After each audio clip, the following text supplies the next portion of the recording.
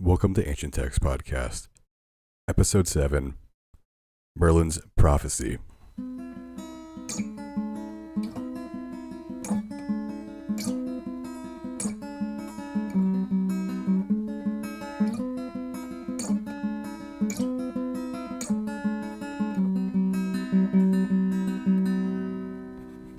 Book 7 starts out with Geoffrey of Monmouth saying that while he was writing this history, Merlin became a popular matter of historical discourse, and that Alexander, Bishop of Lincoln, asked Geoffrey to translate and publish the prophecies of Merlin.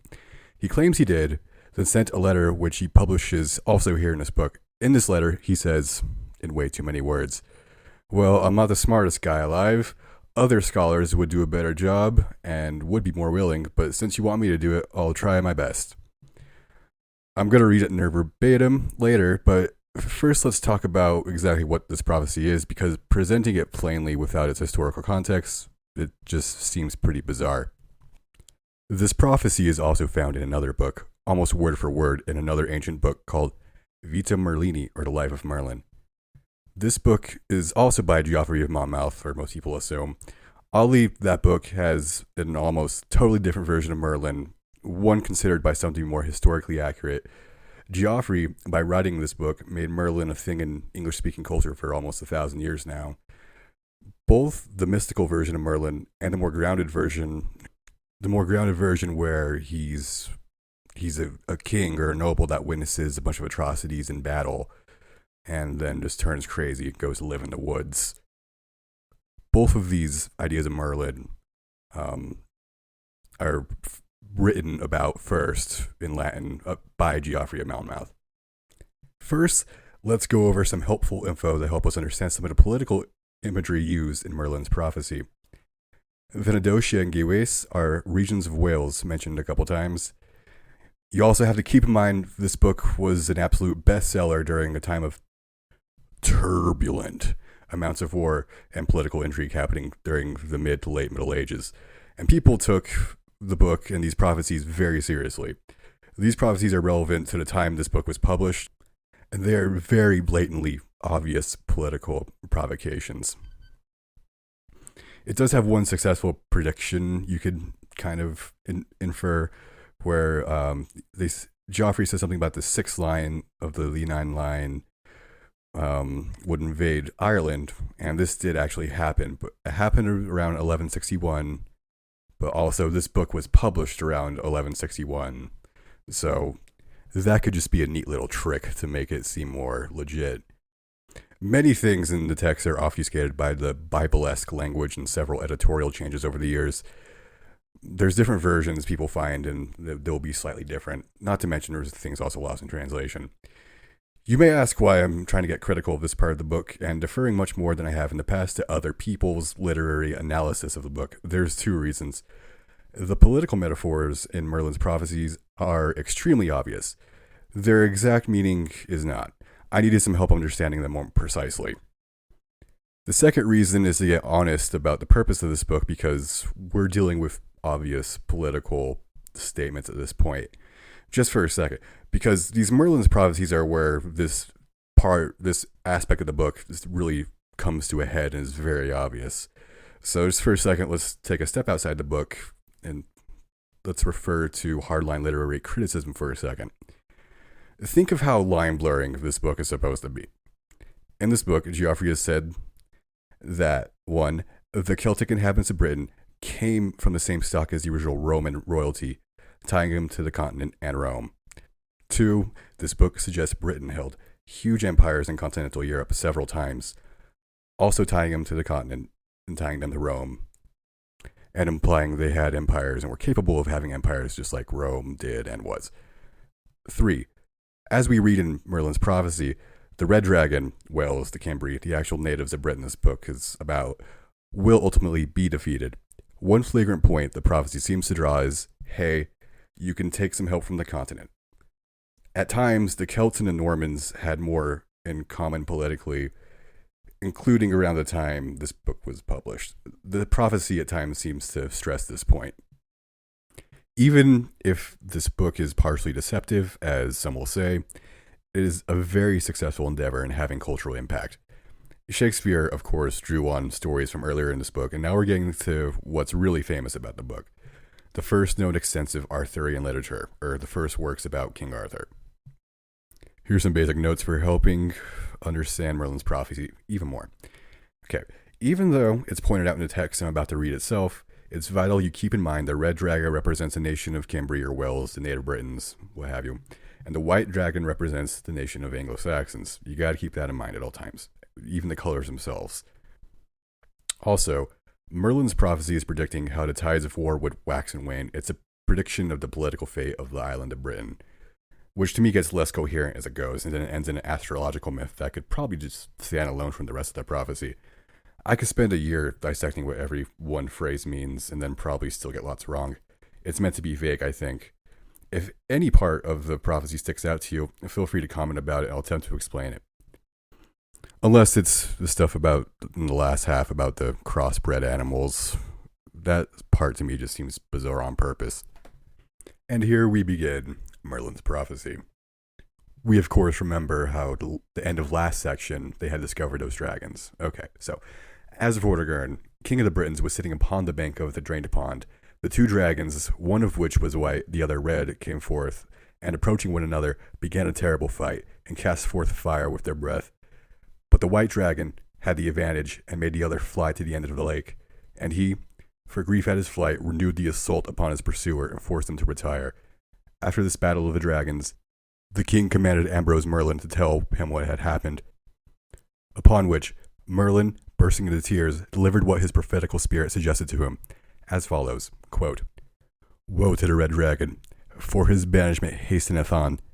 His lurking holes shall be seized by the white dragon, which signifies the Saxons whom you invited over. But the red denotes the British nation, which shall be oppressed by the white. Therefore shall its mountains be leveled as the valleys, and the rivers of the valleys shall run with blood. The exercise of religion shall be destroyed, and churches be laid open to ruin. At last the oppressed shall prevail and oppose the cruelty of foreigners, for a boar of Cornwall," I think boar of Cornwall refers to either Aurelius Ambrosius, who's a character coming up, or Arthur himself. Anyways, "For a boar of Cornwall shall give his assistance and trample their necks under his feet. The islands of the ocean shall be subject to his power, and he shall possess the forests of Gaul. The house of Romulus shall dread his courage, and his end shall be doubtful. He shall be celebrated in the mouths of people, and his exploits shall be food to those that relate them. 6 of his posterity shall sway the scepter, but after them shall arise a German worm.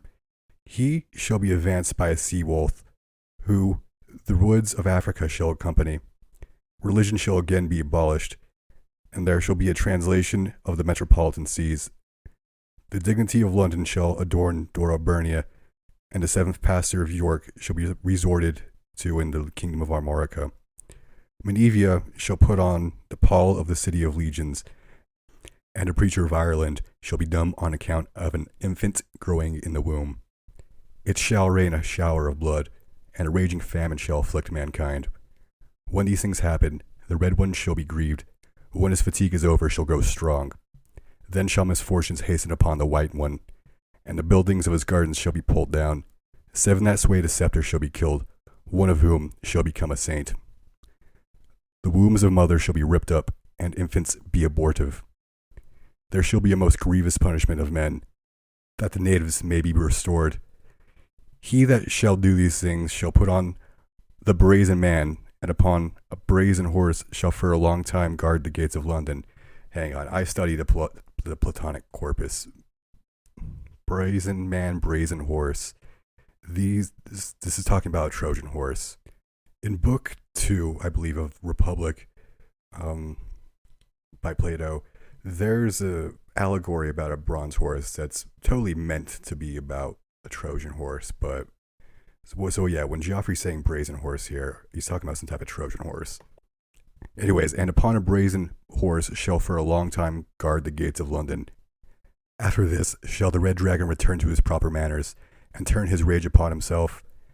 Therefore shall the revenge of the thunderer show itself, for every field shall disappoint the husbandman. Mortality shall snatch away the people, and make a desolation over all countries. That sounds like the plague. The plague doesn't happen until hundreds of years after this book, though, just saying. That could be read a couple different ways. The remainder shall quit their native soil and make foreign plantations. A blessed king shall prepare a fleet, and shall be reckoned the 12th in the court among the saints. There shall be a miserable desolation of the kingdom, and the floors of the harvest shall return to the fruitful forests. The white dragon shall rise again, and invite over a daughter of Germany. Our garden shall be again replenished with foreign seed, and the red one shall pine away at the end of the pond. After that shall the German worm be crowned, and the brazen prince buried. Oh, the brazen prince. Okay, so the brazen man referred to earlier was probably referring to Vortigern. And that's a thing that already happened. But like, I think the self-referential nature of the statement is like making this like a prediction for the future as well. And the brazen horse mentioned was probably Hengist and or Horsa. Anyways, as we were, after that shall the German worm be crowned and the brazen prince buried. He has his bounds assigned him, which he shall not be able to pass. For 150 years he shall continue in trouble and subjection, but shall bear sway for 300. Then shall the north wind arise against him, and shall snatch away the flowers which the west wind produced. There shall be gilding in the temples, nor shall the edge of the sword cease. The German dragon shall hardly get to his holes, because the revenge of his treason shall overtake him. Alas, he shall flourish for a little time, but the decimation of Neustria shall hurt him. For a people in wood and in iron coats shall come, and revenge upon him his wickedness. They shall restore the ancient inhabitants to their dwellings, and there shall be an open destruction of foreigners. The seed of the white dragon shall be swept out of our gardens, and the remainder of his generation shall be decimated. They shall bear the yoke of slavery, and wound their mother with spades and plows. After this shall succeed 2 dragons, whereof one shall be killed with the sting of envy, but the other shall return under the shadow of a name. Under the shadow of a name. So I assume this refers to Uther and Arthur, because they have similar names, and that's father, son. Then shall succeed a lion of justice, at whose roar the Galatian towers and the island dragons shall tremble.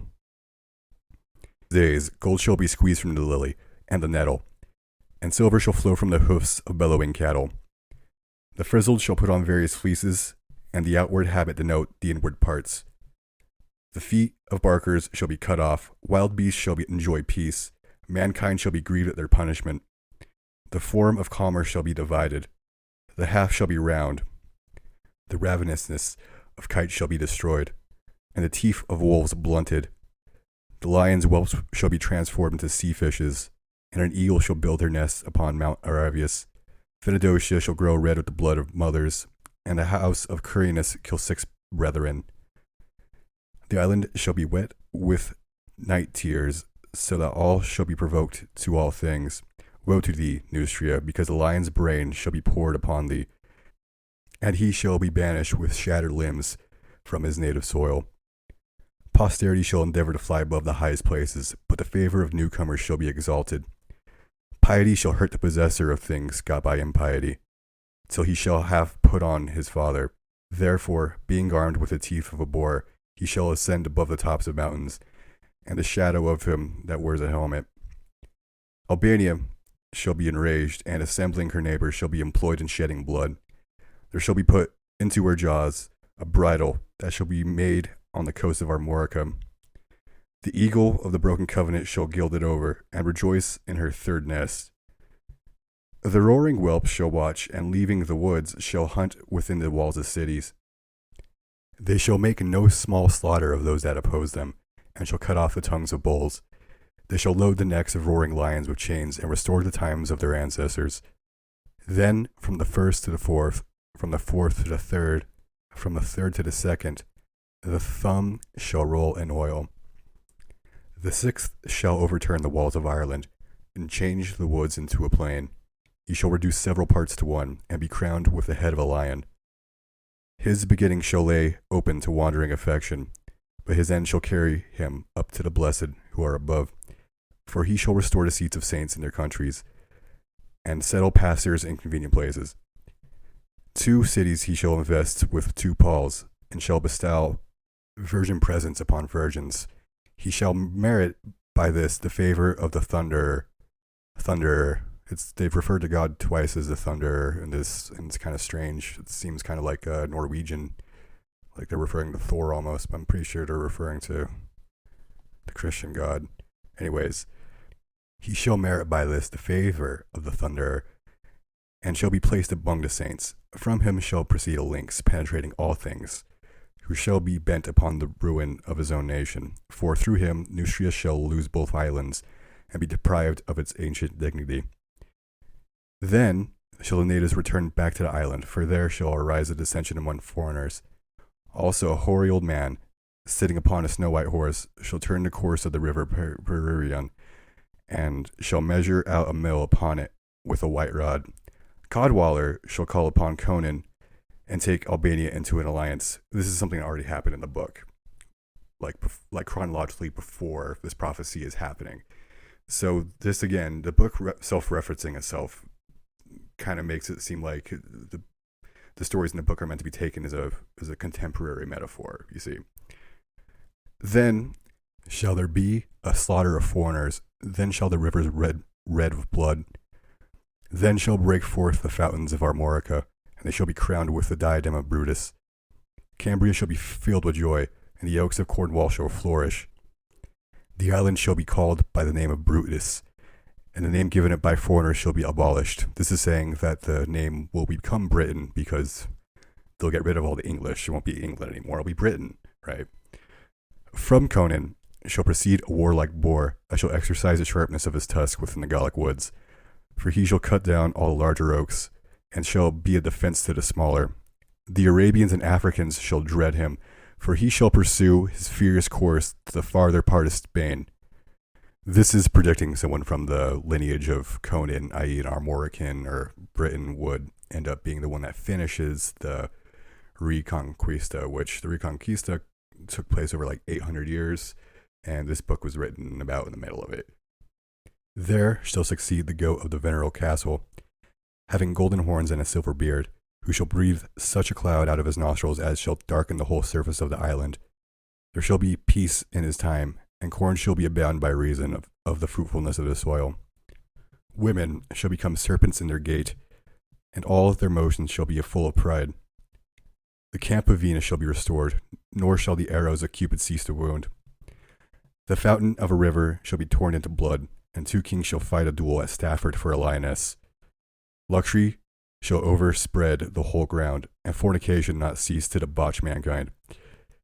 All these things shall 3 ages see, till the buried king shall be exposed to the public view in the city of London. Famine shall again return, mortality shall return, and the inhabitants shall grieve for the destruction of their cities. Then shall come the Board of Commerce, who shall recall the scattered flocks to the pasture they had lost. His breast shall be food to the hungry, and his tongue drink to the thirsty. Out of his mouth shall flow rivers that shall water the parched jaws of men. After this shall be produced a tree upon the tower of London, which having no more than 3 branches shall overshadow the surface of the whole island with the breadth of its leaves. Its adversary, the north wind, shall come down upon it, and with its noxious blast shall snatch away the 3rd branch. But the 2 remaining ones shall possess its place, till they shall destroy one another by the multitude of their leaves. And then shall it obtain the place of those 2, and shall give sustenance to birds of foreign nations. It shall be esteemed hurtful to native fowls, for they shall not be able to fly freely for fear of its shadow. There shall succeed the ass of wickedness, swift against the goldsmiths, but slow against the ravenousness of wolves. In those days the oaks of the forest shall burn, and acorns grow upon the branches of tall trees. The Severn Sea shall discharge itself through 7 months, and the river Usk burns 7 months as well. Fishes shall die with the heat thereof, and of them shall be engendered serpents. The baths of Baden shall grow cold, and their salubrious waters engender death. London shall mourn for the death of 20,000, and the river Thames will be turned into blood. The monks in their cowls shall be forced to marry, and their cry shall be heard upon the mountains of the Alps. Okay, part 2 of the prophecy gets even more biblical here. 3 springs shall break forth in the city of Winchester, whose rivulets shall divide the islands into 3 parts. Whoever shall drink of the first shall enjoy long life, and shall never be afflicted with sickness. He that shall drink of the second shall die of hunger, and paleness and horror shall sit in his countenance. He that shall drink of the third shall be surprised with sudden death, neither shall his body be capable of burial. Those that are willing to escape so great a surfeit will endeavor to hide it with several coverings, but whatever bulk shall be laid upon it shall receive the form of another body. For earth shall be turned into stones, stones into water, wood into ashes, ashes into water, if cast over it.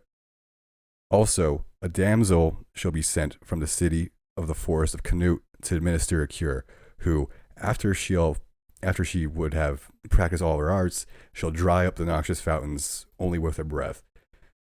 Afterwards, as soon as she shall have refreshed herself with the wholesome liquor, she shall bear in her right hand the wood of Caledon, and her left the forts of the walls of London.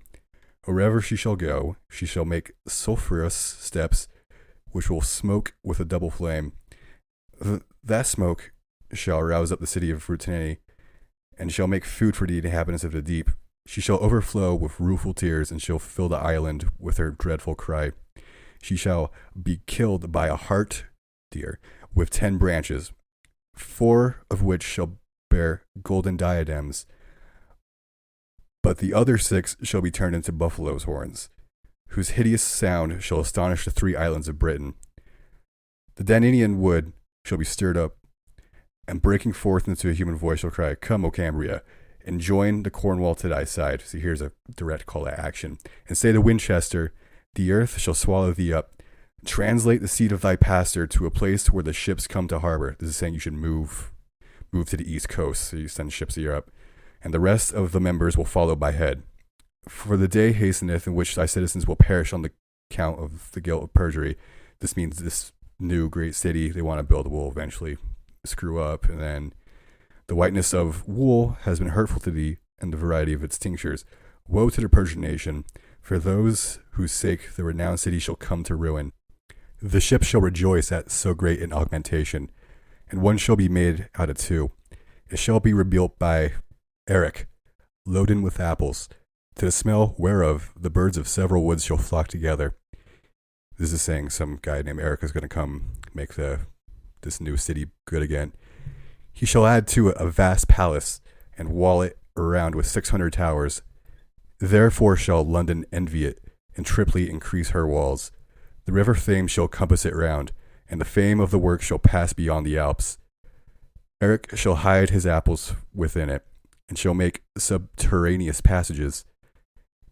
At that time shall the stone speak, and the sea towards the Gallic coast be contracted into a narrow space. On each," see, it's getting biblical with the sea moving. "On each bank shall one man hear another, and the soil of the island shall be enlarged. The secrets of the deep shall be revealed, and Gaul shall tremble for fear. After these things shall come forth a hern from the forest of Calaterium, which shall fly around the island for 2 years together. With her nocturnal cry she shall call together the winged kind, and assemble her to all sorts of fowls. They shall invade the tillage of husbandmen, and devour all the grain of the harvest. Then shall follow a famine upon the people, and a grievous mortality upon the famine. But when this calamity shall be over, a detestable bird shall go to the valley of Galabras, and shall raise it to be a high mountain. Upon the top thereof it shall also plant an oak, and build its nest in its branches. 3 eggs shall be produced in a nest, from whence shall come forth a fox, a wolf, and a bear. The fox shall devour her mother, and have the head of an ass. In this monstrous form shall she frighten her brothers, and make them fly into Neustria. But they shall stir up the tusky boar, and returning in a fleet shall encounter with the fox, who at the beginning of the fight shall feign herself dead, and move the boar to compassion. Then shall the boar approach her carcass, and standing over her shall breathe upon her face and eyes, but she, not forgetting her cunning, shall bite his left foot, and pluck it off from his body. Then shall she leap upon him, and snatch away his right ear and tail, and hide herself in the caverns of the mountains. Therefore shall the deluded boar require the wolf and bear to restore him his members, who, as soon as they shall enter into the cause, shall promise 2 feet of the fox, together with the ear and tail, and these they shall make up the members of a hog. I don't see how that equals a hog, but okay. With this he shall be satisfied and expect the promised restitution. In the meantime shall the fox descend from the mountains and change herself into a wolf, and under the presence of holding a conference with the boar, she shall go to him and craftily devour him. After that she shall transform herself into a boar, and feigning a loss of some members shall wait for her brothers, but as soon as they come she shall suddenly kill them with her tusks, and shall be crowned with the head of a lion. In her days shall a serpent be brought forth, which shall be a destroyer of mankind. With its length it shall compass London, and devour all that pass by it. The mountain ox shall take the head of a wolf, and whiten its teeth in the Severn. He shall gather to him the flocks of Albania and Cambria, which shall drink the river Thames dry.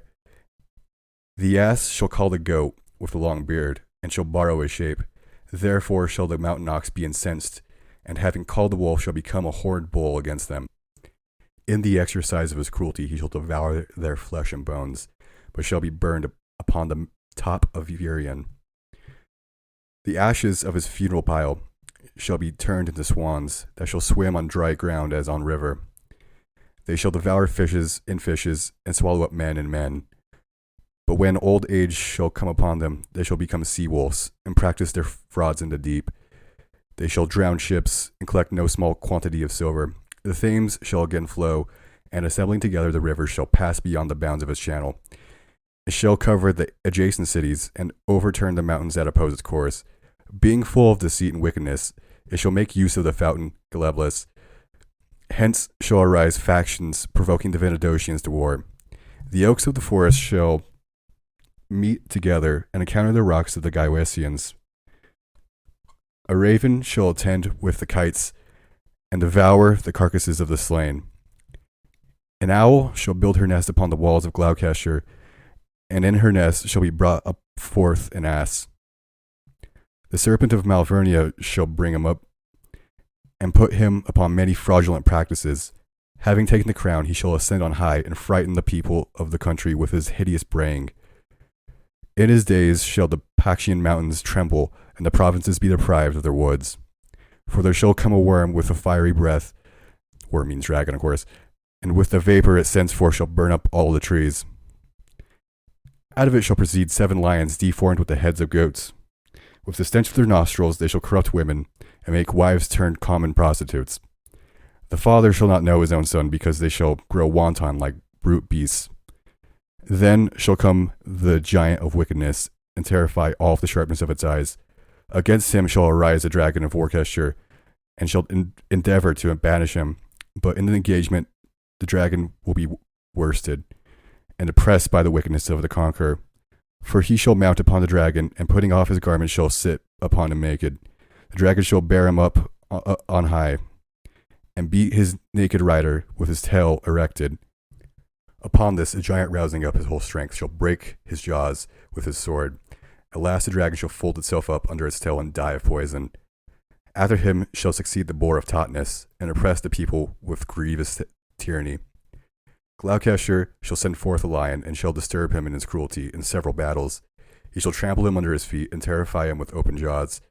At last the lion shall quarrel with the kingdom, and get upon the backs of the nobility. A bull shall come into the quarrel, and strike the lion with his right foot.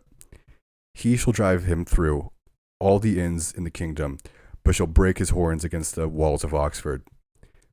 The fox of Caerdublin shall take revenge upon the lion, and destroy him entirely with her teeth.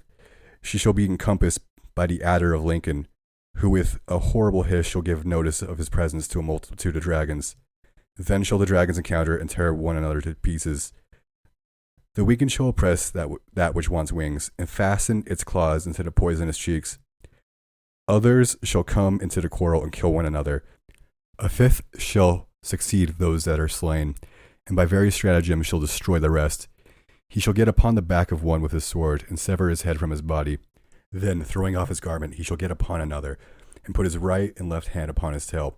Thus being naked, shall he overcome him, who when clothed he was not able to deal with.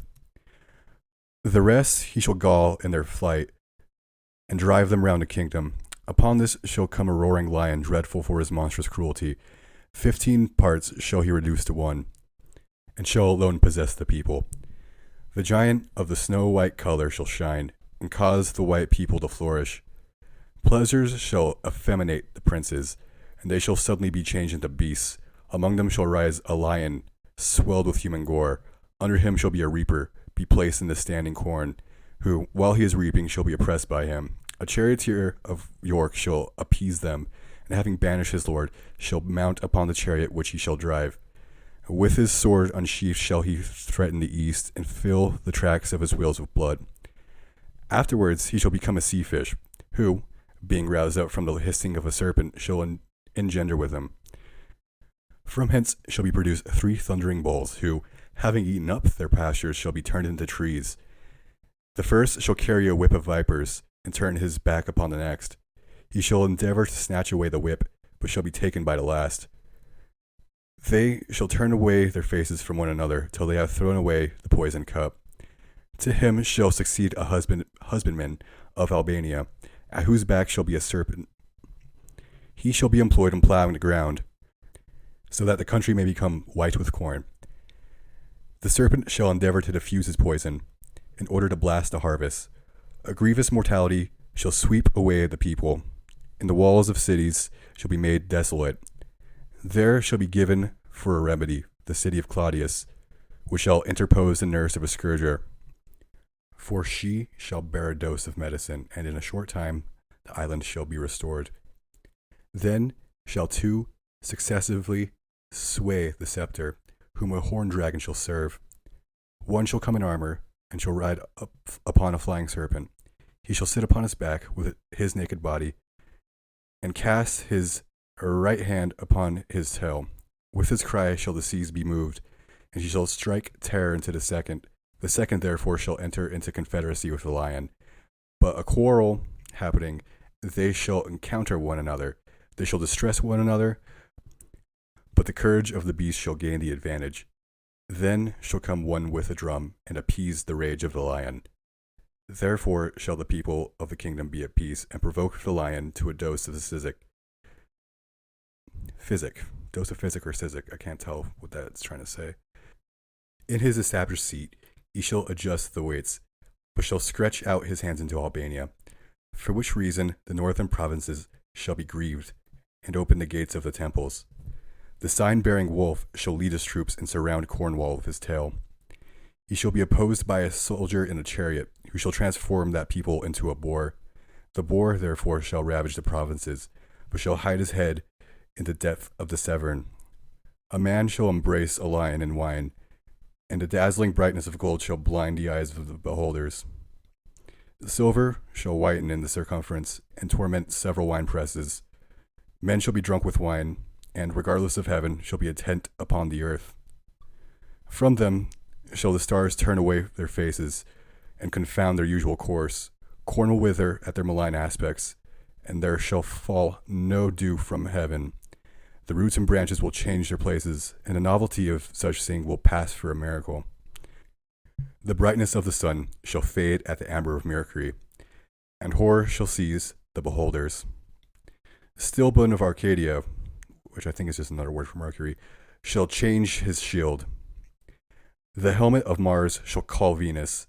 The helmet of Mars shall make a shadow, and the rage of Mercury pass his bounds. Iron Orion shall unsheath his sword.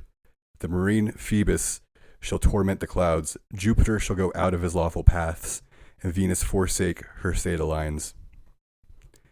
The malignity of the star Saturn shall fall down in rain, and slay mankind with a crooked sickle.